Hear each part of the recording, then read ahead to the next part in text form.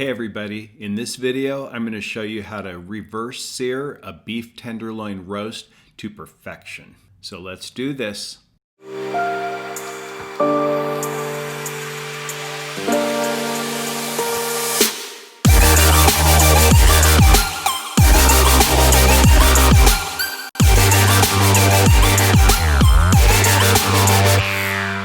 The first thing you're going to want to do is cut off all of the fat and silver skin. It's okay if you don't get every bit of it, but just take most of it off.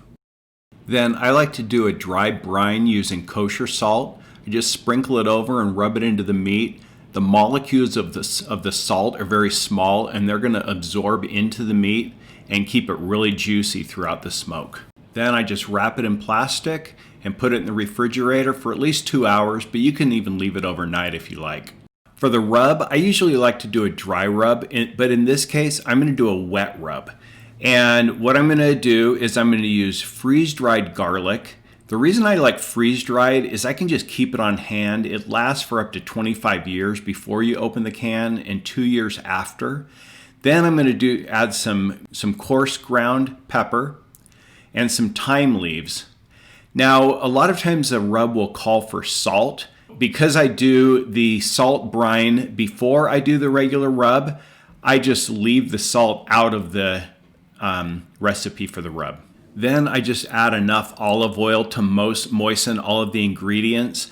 And you don't need to rehydrate the garlic before you put it in. The oil is going to rehydrate the garlic. So I want to let it just sit for maybe 5 minutes before I rub it onto the meat. Then I'm just going to take the meat out of the refrigerator and I'm going to spoon the rub onto it and just rub it in and make sure I cover the whole thing with the rub. I've set my smoker to 225 degrees, so I'm just going to put the meat in there, and this 7.5 pound beef tenderloin is going to take about an hour and a half to cook. I just got this meter temperature probe, and today I'm going to compare it to my ThermoWorks chef alarm.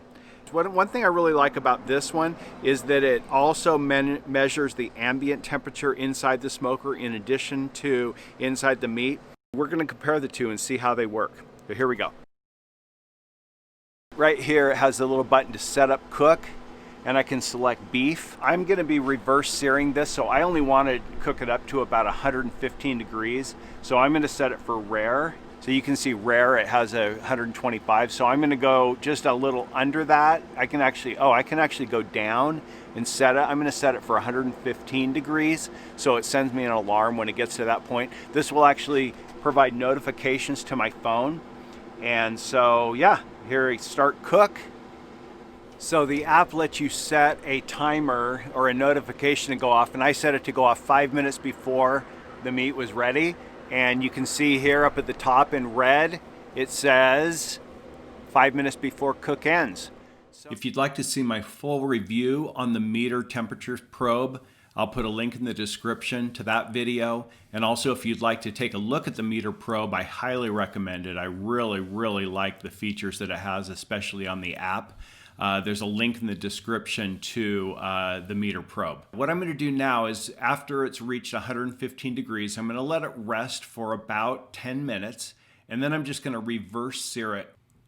I've melted a cube of butter, and I'm just going to pour that over the tenderloin, and that's going to give it a nice caramelization when I sear it. So I just cook it on the grill until the internal temperature reaches about 130 degrees, and then I take it off and let it rest for about 10 minutes. And then we're ready to carve it. Smoking a large cut of meat like this really not only gives it a great flavor, but it allows it to cook really evenly all the way through, and then the reverse searing gives it a really nice crust on the outside. And the way I like to serve this is I just crumble a little bit of gorgonzola cheese over each of the cuts, and I put that in the oven on broil for just a couple of minutes until the gorgonzola cheese starts to melt. And that tart kind of sourness of the gorgonzola cheese just blends really well with the tenderloin. If you're getting value out of this video, go ahead and hit the like button and go ahead and drop a comment and let us know what other things you'd like to see me smoke. And we'll see you in the next video.